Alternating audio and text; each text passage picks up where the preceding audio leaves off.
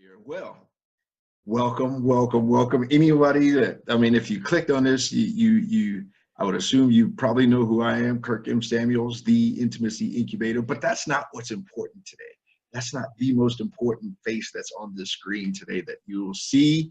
I need to introduce everyone joining, everyone that may be watching this either live or on recording, to a very dynamic human being, a very dynamic individual, someone that I'm proud to have met, proud to get to know, and excited to continue to get to know here in the future.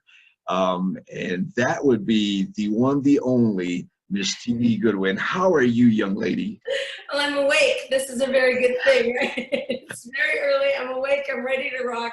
I'm really honored that you invited me onto your show. I can't wait to see what happens when the two of us get together. This is going to be a lot of fun. I would agree. This could be a whole lot of fun here. Just a little bit of background. So I got invited to someone's house to hear some lady talk about some stuff. And I was like, sure, okay. And so, you know, we sat down, and I don't know, in the room there must have been, I don't know, 10, 15 people, something like that. And as soon as I walk into the house, there's this lady that's going to be talking. And, you know, her name is Jeannie. I said, hey, Jeannie, how you doing? And, you know, and I said something to the effect of, I'm here to get fixed, or something like that. I'm here for you to fix me.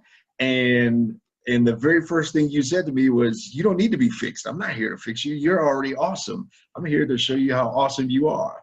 And that kind of hit me like, you know, a ton of bricks. Like, wow, that's pretty refreshing that somebody is saying that I don't need to be fixed. I'm not broken. That was phenomenal. That was the very first impression I had of you. And so, first of all, thank you for that. And then for the next, you know, hour or two that we were there, you proceeded to drop it like it's hot. And and you were dropping some serious knowledge in the context of relationships, in the context of living out life in relationships. And so thank you for that. And that was the first impression I had of you. And so, yeah, so I was like, man, I got to somehow make this happen in terms of getting you on board here. So thank you for that. Thank you for the work that you do. I appreciate that, which we're going to get into. Yeah. But first and foremost, let's back up. Let's get just to the core of who you are. I mean, you know, tell us just something basic about you. Where were you born? What hood are you representing? I was born in a cabin. No, I'm the youngest of 8. Grew up in Northern California near the Bay Area, very poor. So my whole childhood was really about, not Jeannie, she's too little, she's not old enough, she's not big enough. It was total rejection, even though I lived in a family that very much loved. And so it put me in this position where I had to figure out how to make relationships work when you're being rejected, which is really the story of relationships, right? It's always a story of rejection. And how you're not good enough and you won't be loved, which are actually the two major fears that hit every person on the planet. And so it just became my life to figure out how to make a place for myself when no one wanted me, when I didn't fit, when I was wrong, when I was being rejected, even though I was loved. Isn't that an amazing dichotomy of, good Lord, how do you make that work? And yeah, that's who I am. That's what I do. It's what I've always done. Wow. And I mean, you're absolutely gifted in doing that, especially in working just with couples. And then to me, one of the things that stands out with you and just your calling, your passion, and the work that you do is, I mean, to me, you come off as someone, and I don't mean that I just mean what you project, the way that you are, the way that you work, and how you work. You don't seem to be an apologist for male or female in terms of you're really pro guy, pro girl. You're really pro both sides, and so you work. I think you work well with men and women. Yeah. Oh, thank you for that. That's very kind. I actually really adore men. And I think men are absolutely necessary to make this world work. And of course, I absolutely cherish women, and they're absolutely necessary to make this work. And it's the combination of male-female dynamics that creates all the sparks and all the wonderful. And my own personal belief, I've been doing the work that I've been doing for over 2 decades. My own personal belief is that every relationship problem is this problem of judging. When you judge a man as if, I heard it as a hairy woman, and you judge a woman as if she's a curvy man, and you decide that everything they do because they're not acting like you is wrong, this causes rejection and pain. And so if I can figure out how to let a man be a man and be the best of himself, oh my God, that's what every woman wants. And if I can figure out how to unleash the heart of a woman, that's what every man wants. And so it's this combination of male-female dynamics that makes the world absolutely outstanding. So that's what my work is all about. Let women be women and let men be men, and let's figure out how to celebrate the best of each other and be better when we're together. And see, that to me, that's the difference, because from what I've seen, a lot of people that do work with relationships, especially in the context of both men and women, it seems like the focus is either on him or on her, in terms of, I mean, it's really easy to cross the line into man hate or woman hate, or who's wrong or who's right, or who's, who needs to be fixed, and all those kinds of things. And so, like I said, you balance that very, very well. And so, now tell me, you're an author. And I'm an author. Woohoo! Tell me about your book. Oh, my book is called How to Win Her and Influence Him. Here we go. This little book is absolutely outstanding. All I did in this little book was I took the 5 top questions men have about women, really the top problems men run into with women, and I explained what's really going on and what you can really do. Because I'm a coach, I'm about what do you have to do to make this work, because I really truly believe no one's broken. Everybody's working the way they were created to work. So let's work with that instead of making it wrong. You make it wrong and all of a sudden we have all kinds of problems. Let's work with it. And then I took the next 5 chapters, 6 chapters, and I talked about the 5 top problems women have with men. And this little thing, this is like a manual to go fix the top 10 problems in your relationship. And it's powerful, and it's like sitting and talking to me. It's just amazing. And then I threw in a couple extra chapters on how male-female dynamics show up at work. Because what I teach is how men work and how women work so that you can work. Yeah. Right? So that no one's wrong.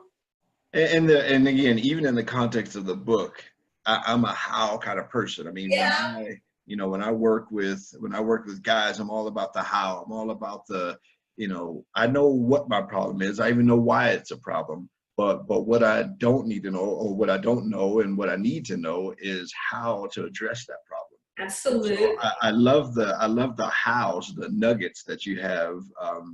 Laid out plain and simple in the book, in terms of you should do this, you should try this, and all those kinds of things. I love that. Totally. And it's about like, go say these words, go do these actions. This is what will work. Because if we talk and we talk and we talk, but you don't know how, you have wasted my time, I have wasted your time, and nothing gets better. And I'm about breakthrough. I'm about transformation. And if I can't get you to move in a new way, to think in a new way, and to actually use the strategies that work, we just wasted each other's time.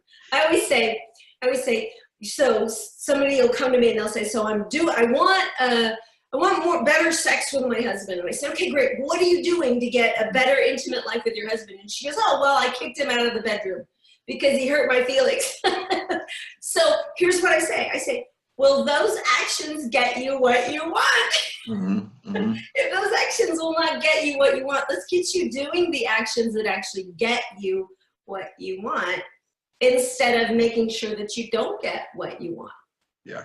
And speaking from a guy perspective, that nugget of here's what I want you to do, and here's how this is going to play out is key. And it's important, especially just in terms of, and again, this goes back to the gift of you, just in being able to communicate that and being able to say, say this or do this and those kinds of things. And, I think a lot of times, again, just in that art of communicating back and forward, I mean, it's not it's not that guys don't have the desire. It's that maybe we just don't know specifically what to do. I even think of it, the example that comes to mind right now is just even in football. It's football season, very beginning. And, if you've ever know anything about football and about play calling and all that kind of stuff, they get into the huddle and the coaches are, and or the quarterback will say, okay, here's what I want you to do. They'll say, Y spider X banana, and which means absolutely nothing in real language, but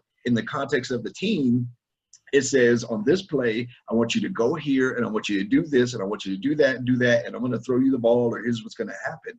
But being able to say specifically, here's what I want you to do, guys are more than able and more than willing to do that. Absolutely. And what's cool about your metaphor is in the midst of your metaphor is a hell of a whole strong team trying to stop you from doing that, right? Coming against you with all of their might, and what you're doing makes no sense. That's kind of the way relationships work. You've got to do the things where everything is coming against you. All the rejection is coming against you. It sounds wrong. It feels wrong. Everything is like, no way this is going to get rejected. And then you do what that other person needs, and it works 100% of the time. The challenge is you usually don't know what that is. So you give what you want to receive. Now, the definition of you giving what you want to receive is selfishness. And selfishness will destroy relationships. So 100% of the time, when there's a relationship problem, there's some selfishness going on, and you're not paying attention to what the other person has asked of you, and you belittle it like it's unimportant, which feels like rejection. Yeah. And just like, again, with the whole sports thing, in relationships, you're going to have opposition. That's part of being on the field. All right. And part of being on the team is that there's another team. That's right. And you're going to have opposition even in that context. But at the same time, that opposition kind of makes it even that much more gratifying or rewarding when you get it right, when you score. The reward is sweet, isn't it? When you overcome, the reward is so sweet. So being able to work out those communication dynamics and the coordination and the action plan and those kinds of things is key and important. Now, we had a conversation yesterday, and we looked up and we were talking an hour and a half later. So you and I have no problems doing that. So let me turn the corner here a little bit, and I want to get to the core of kind of something I want to address today, and that is what, especially in the context of the team, the relationship team. And when we see things in the other person, sometimes it's hard for us to kind of make sense of what's happening or what's going on, and especially when things break down in the communication, and when I'm doing this and you doing that, and all those kinds of things. And so, can you help me understand? From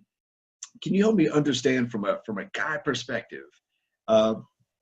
There, quite often in the context of a relationship, there might be scenarios where she might feel either betrayed or rejected or cheated on or something along those lines. Do you think, in your experience, that there might be a common reaction that she might have to feeling that? A common reaction. So here, let me do it this way. The purpose of a relationship for a woman is connection. If she does not feel emotionally connected to you, not physically connected to you, but emotionally connected to you, she feels rejected. She feels betrayed. She feels like something is more important than her. So it actually doesn't even matter what that thing is that's holding back the connection. It could be porn. It could be your job. It could be alcohol. It could be your buddies. It could be the football game. It could be anything that takes your presence away from her. And a natural reaction in a woman is to feel rejected and betrayed, especially by this relationship, right? This relationship where you put everything on the line. My whole life is yours, and wait, the lights are on but nobody's home? I don't think so. This is not going to work for me. But what typically happens is, you amazing men, you go out and you pour everything you've got into providing for the woman that you love. And when you come home, you expect, yay, baby, you did all that for me. You're so amazing. But you come home empty, and you expect her to just show up and provide relationship for you when there actually isn't one.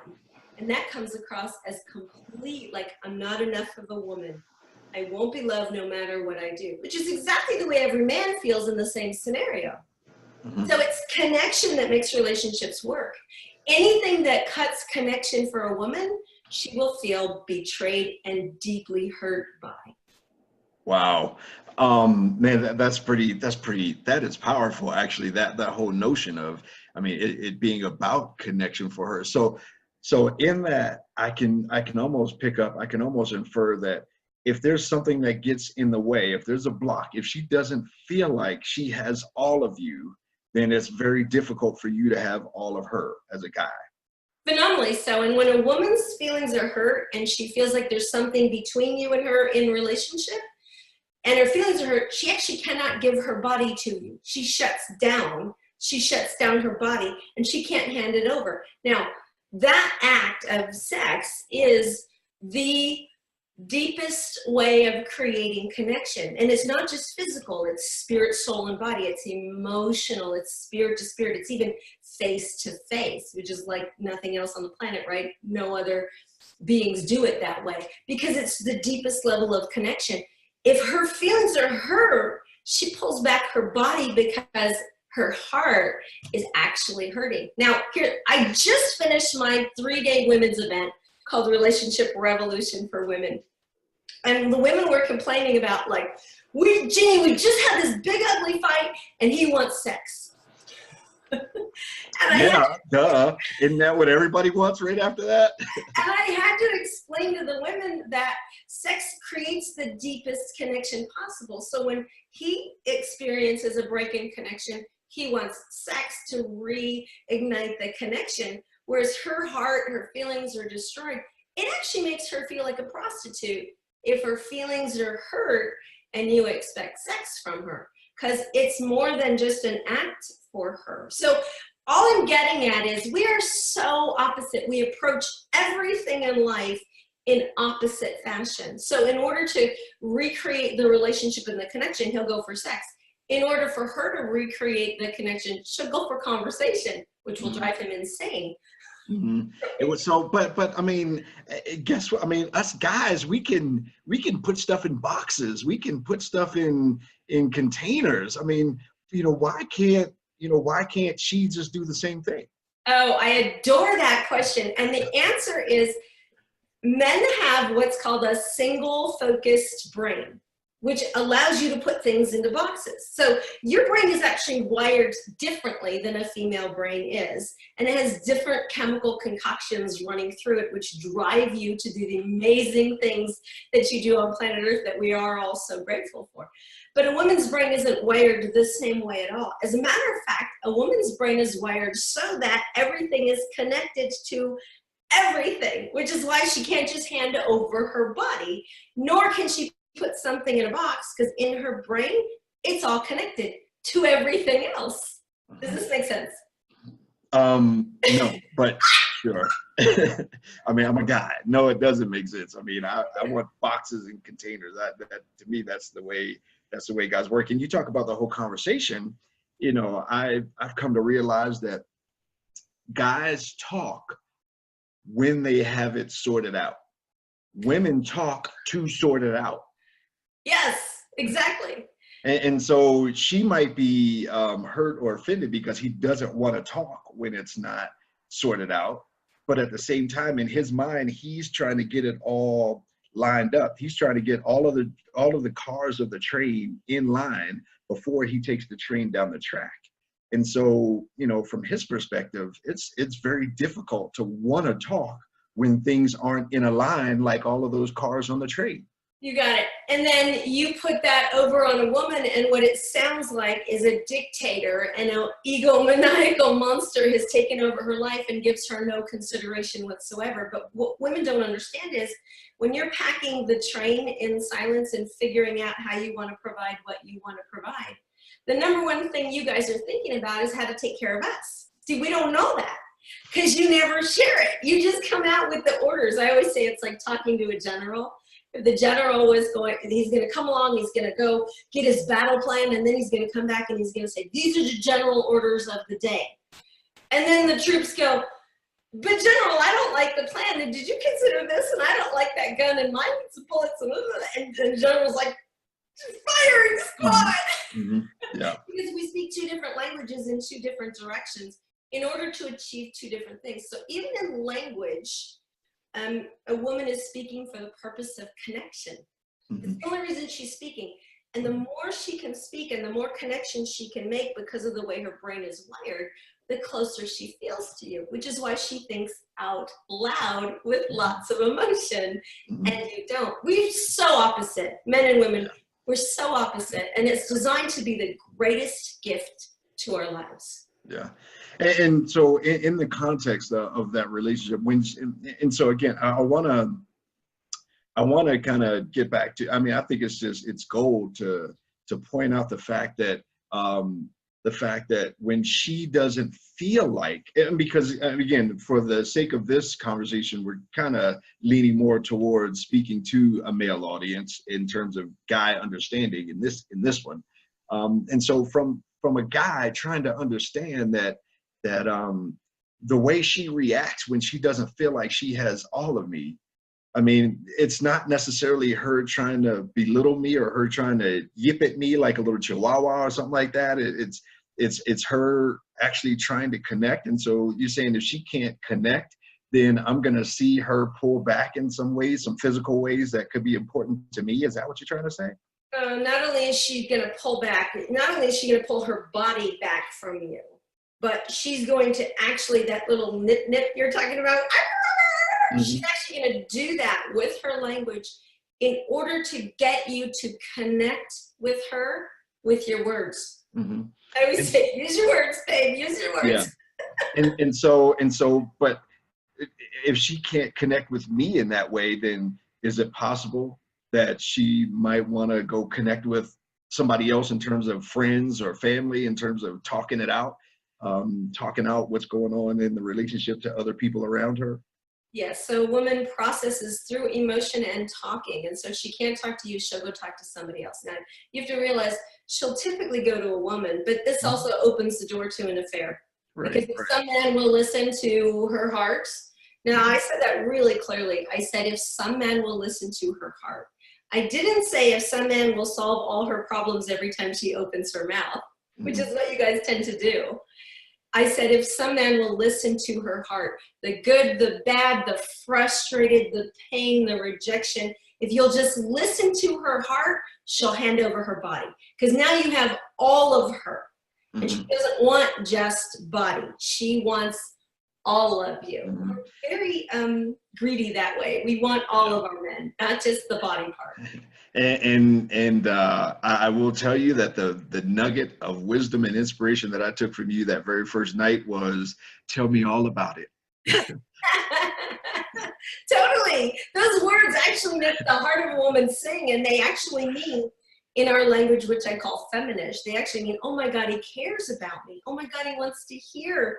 He doesn't want to go away, be by himself in his cave and come up with his own plan and give me my marching orders, which actually breaks relationship in the heart of a woman. Can you see the difference? Yeah, absolutely. Absolutely. And that was, like I said, this has been, what, a couple months ago or something like that. But that was the one thing I took away is tell me. And I've used that language just in my daughters. I mean, in various forms of relationship, just, in terms of communicating with a woman, tell me all about it and just shut up. And then shut up. And then don't fix anything she says. That's the other key. Don't fix anything she says.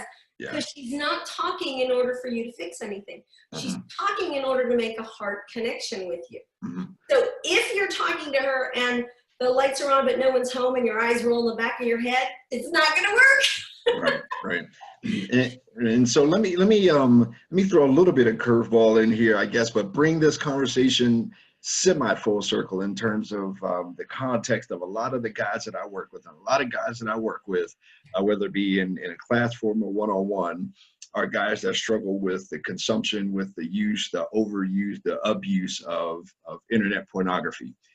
And so if that exists in the context of a relationship, is it safe to say that she feels like she doesn't have all of him, and a lot of what we just talked about would apply to her in that relationship? Absolutely. Absolutely. She knows she is being stolen from, and the heart of her man is now gone. She knows it. She can feel it before she can express it or talk about it. She can feel it, because everything about a woman is feeling. Everything about a woman is emotional. It's actually your guys' favorite part. You just don't have any training to handle this amazing thing of what femininity is. Mm-hmm. And so you try to fix it to be like a man. But if you are taking your heart, your attention, your presence, and the deepest part of you, which comes from sex, to someone or something else, she will feel it and feel devastated and betrayed. It's stunning what it does to a woman, because there's no way a woman can compete with any of that. She can't even hardly try, right? And you're taking all of your desires, all of your energy. I heard, you know who Dave Asprey is, the creator of the bulletproof stuff? Dave Asprey was speaking, and he quoted this study that said if men actually have too much sex, they die earlier. So it's your vibrancy, it's your energy, and you're taking it to a non-relationship, which is complete rejection to a woman who is all about relationships. So anything that will destroy your relationship with her, your connection with her, your presence with her, she will feel as rejection. And it deep, you know what rejection feels like for everybody. Mm-hmm. It just hurts, tears at your heart. And here's the problem. When you feel rejected and it tears at your heart, you actually put up a wall so that no one can hurt you again. And now all of a sudden, the actions that you're doing cause us to be farther and farther and farther away from each other. Now, the reaction in a woman is going to be in order to fix it, not in order to put you down. Mm-hmm. Wow. So it also sounds like between the lines, you're saying that when there's pornography consumption in a relationship, the wife or the woman, the significant other, can see that as a form of cheating or infidelity. Is that? Oh, 100% that's cheating. That is choosing somebody other than me. Those needs need to come here. So I had some clients who were dealing with porn, and when she called me, he was actually sleeping in the car. He felt so guilty, so bad. It had been going on for so long that he didn't feel like he could even sleep in the car. Now, can you see the disconnection? I don't even belong in the home with you anymore. It's absolutely devastating to the home. And so here's what I told her to do. I said, your assignment is to rewire his brain, his body, and his connection to this. So I want you to have sex every day for the next 30 days. I want you to become the source that fills that need in him. Because the truth is, there's nothing wrong with the need. You're wired with that need, and it's a good, healthy, strong thing. The way you do it may cause massive damage, but the need itself, there's nothing in the world wrong with it. It's actually an amazing thing to create a deep level of connection. Yeah. So, but that could be, rewire him to this. Yeah. But and then as a culture, as a society, could it be difficult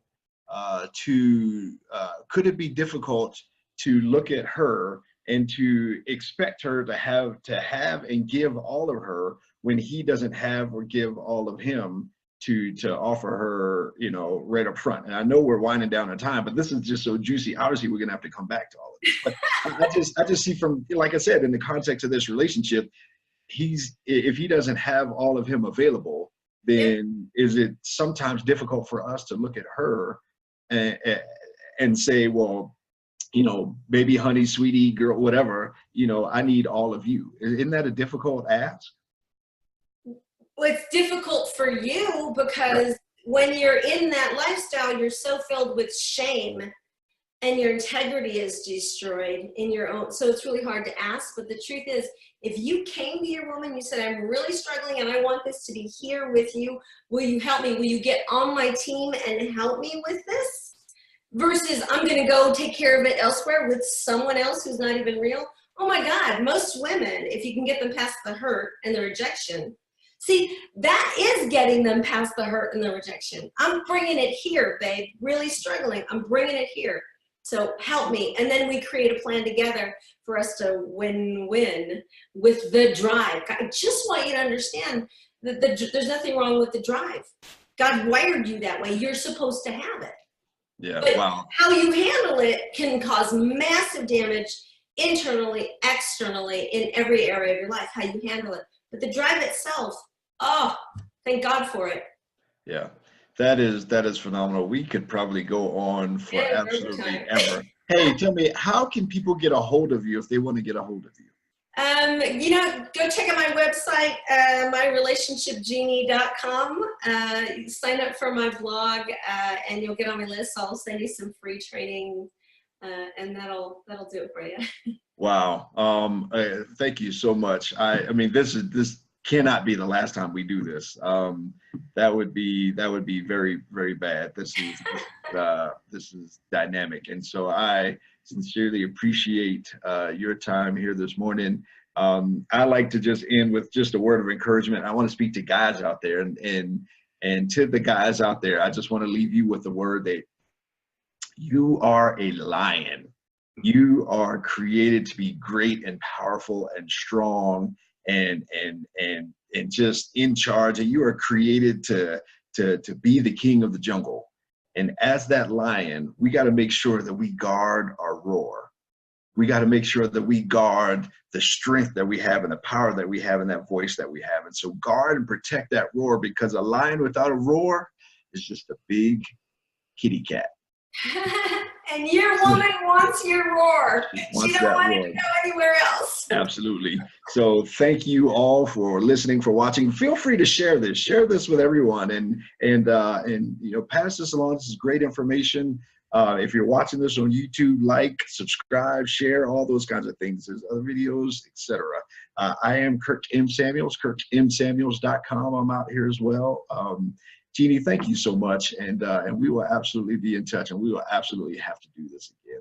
Oh, what an honor and a gift to be here. I absolutely adore your work, and you go, buddy. You go change this world with the amazing gift that you have. Thank you for all that you do. You blew me away by telling me you read my book in one night. Yeah, that was kind of, wow. I appreciate that last night. And it was great. Yeah. Every woman has to read that book. That's phenomenal. I appreciate you. All right, thank you, and you have a great rest of your day. You too. Bye-bye.